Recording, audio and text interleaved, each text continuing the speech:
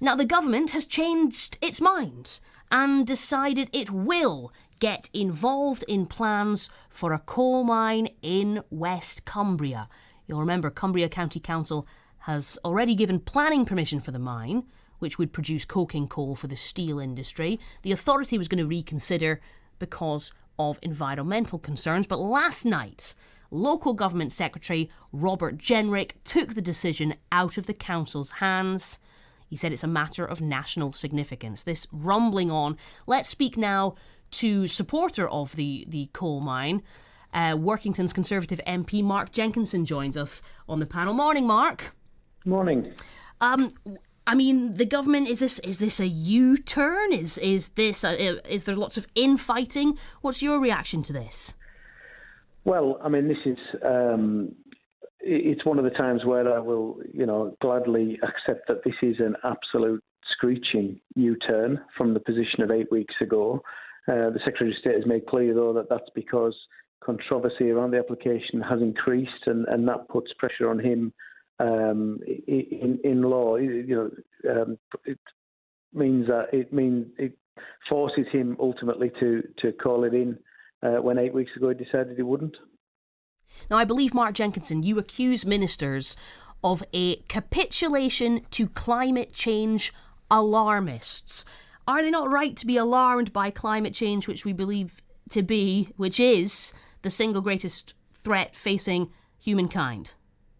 So I think we've got to differentiate those people who are concerned, like most of us, who are concerned about climate change and impact on environment of any development, and those alarmists who are at risk to net zero and want to shut down any debate around what that means for UK manufacturing, whether it be UK mining, investment in infrastructure. My concern now is that capitulating to those alarmists on something like the mine, which is a net positive on emissions, and I think I've said on your programme before, is it's net positive and is a local, therefore the impact is local, like any other development. We've got to differentiate between, you and I, who are obviously concerned, and those alarmists who wish to shut down all of that debate and stop progress. And I think this opens a Pandora's box on what we would call Scope 3 emissions, so that is end-user emissions of anything that the UK now wants to manufacture or mine. I mean, you talk about progress, and I know, relatively newly elected MP for Workington, jobs are important for you and your constituents. But, I mean, in terms of progress, this is a mine that potentially will be obsolete within a matter of months or years. I mean, how can a government that speaks of a green recovery, Glasgow playing host to COP26, the biggest meeting of world leaders to talk about the environment of all time, how can you then, it just sounds bonkers to say, and Cumbria's building a new coal mine. It does. When you look at sensationalist headlines and tweets, which is what we seem to be being led by, the national narrative is being led by those sensationalist headlines and tweets. It looks counterintuitive. When you get into the detail, that green recovery is absolutely based on a need for steel. The steel industry, as Lord Deben accepts in his sixth carbon budget, that steel industry is reliant on coking coal well into the foreseeable future. There is nothing on the horizon that replaces coking coal in steel making. There is in parts of it, such as blast furnaces. We can move to electric arc furnaces. We still add coking coal in much reduced amounts using electric arc furnaces. So there's nothing to replace it in the chemical process. And this is about a chemical process, not about a fuel. So our green recovery is absolutely based on that, on the need for steel. Every renewable technology that we would seek to implement has a requirement for steel. And if we don't mine this in the UK, then we are shipping it across the world. And as I keep saying, this is not somebody else's problem. Mining it in the US and shipping it across the world doesn't mean it's no longer our problem. Well, we did hear, with the coal that will be produced high in sulphur, I believe this was this morning, and you'll have to export a lot of it. I mean, away from the nitty-gritty, I am going to speak to Friends of the Earth later in the programme. But Mark Jenkinson, just finally, so many people speaking out, and, you've had John Kerry recently, former presidential candidate, saying he reckons it's a bad idea. NASA scientists. When you hear who's against it, do you ever think, oh, maybe I am on the wrong side? No, I think John Kerry's comments were very specifically about coal as a fuel, and we've got to have. I mean, this is why one part of me actually welcomes a public inquiry, because it means we can have a grown-up discussion about the importance of coking coal.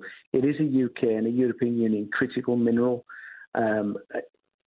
We just can't get away from that, and shipping it across the world. If we're going to govern by headline, and the US is one of the world's largest polluters. We need to recognise that. They need to get their own house in order before they start coming after the UK. So you've got your colleagues like Robert Jenrick, Kwasi Kwarteng, and then obviously other party members, Ed Miliband, all disagreeing and then changing their minds and U-turning. Is this a case of, and then the Tory MPs up here for it, and I know lots of people are for it. I get all the messages, and we know that there is a lot of people who want to see this happen. Do you think this is the South not really getting the North, Mark Jenkinson? No, I don't think there's a North-South divide. I had a letter sent to leader of the Cumbria County Council, who, let's be honest, if they had done what they planned on doing just 3 or 4 short weeks ago, we wouldn't be having this conversation now. If that decision to go back to panel was flawed, and that leads us into the position we are now. But the members of Parliament that signed that letter represented industrial communities from across England, and not there was no North-South divide there. I think the majority, including the Secretaries of State, have got successive Secretaries of State and ministers have gone out and made the case for the difference between coking and metallurgical coal and thermal coal, the latter of which we are rightly phasing out. The trouble is that doesn't make for a good headline, and the narrative has been overtaken by sensationalism. Well, I'll put that to Friends of the Earth after 11 o'clock this morning. Mark Jenkinson, thanks very much. So you're going to continue to just fight for this, yeah?